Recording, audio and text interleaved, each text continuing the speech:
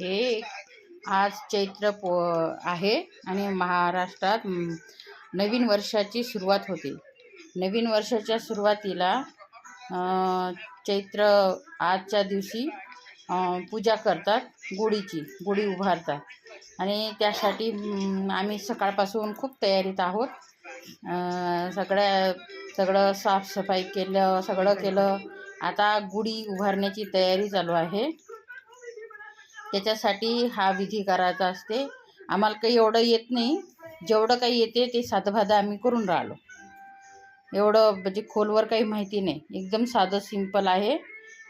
त्याच्यामुळे आता सगळ्यात पहिले यासाठी आम्ही काय घेतलं, गुढी उभारण्यासाठी लागते एक काठी आणि त्याच्यासाठी एक कोरा नवीन ब्लाऊज, जो पण आपल्या जवळ असेल, पण कोरा कपडा. आणि हे याचे पानं, आपल्या निंबाचे पानं सोबत आहे, आंब्याची डहाळी एक हे. आणि हे पहा, अशा प्रकारे आम्ही गुढी उभारून राहिलो छोटीशी, कारण आम्ही राहतो महाराष्ट्राच्या बाहेर. ही माझी छोटी बहीण आहे आणि तिच्या हस्ते ही गुढी उभारून राहिलो आम्ही. तर ही आहे गुढी. आणि असं हे स्वस्तिक काढलं, पण एवढं काही छान नाही आलं माझ्याच्यानं. ते कसं येऊ, पण हे तिनं स्वस्तिक काढलं आणि त्याच्यासाठी आता तिनं बाकीची तयारी केलेली आहे. सगळ्यात पहिले आम्ही आता गुढी उभारणार आहोत. त्याच्यासाठी आता इकडे काही हे भेटत नाही, जे महाराष्ट्रात भेटते ना, याला काय म्हणतात, कशाने, हे निंबाची, याला ते साखरची माळ म्हणतात. पण ही साखरेची माळ आपल्या महाराष्ट्रात भेटते. साखरची माळ जे महाराष्ट्रात भेटते ते इकडे भेटत नाही. मग आम्ही काय केलं, बत्ताशे आणले आणि त्याच्यातच असा हार विणला. आता हे गुढीच्या गड्यात अर्पण करून राहिली.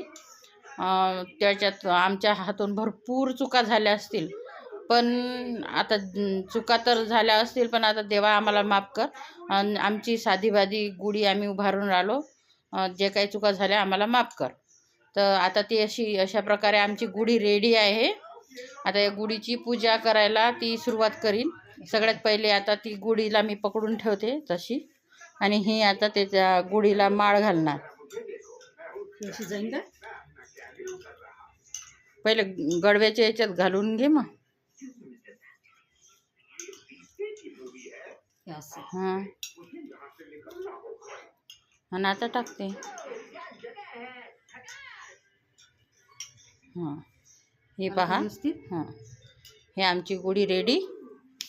आता अगरबत्ती, फुलं, हे ते दिवा, अगरबत्ती आता आम्ही बाहेर उभारणार आहोत. ही गुढी बाहेर उंचावर असं उभारतात, पण जशी जागा असेल तशी आम्ही आता तिला करणार आणि ते तिथं बाहेर आम्ही गुढी उभारणार. त्यासाठी आता आम्ही जाणार आहे बाहेर. चला.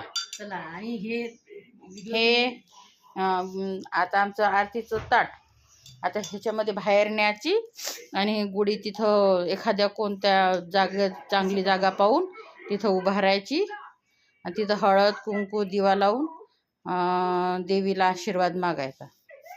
चला, माझा हा ब्लॉग तुम्हाला कसा वाटला? थँक्यू.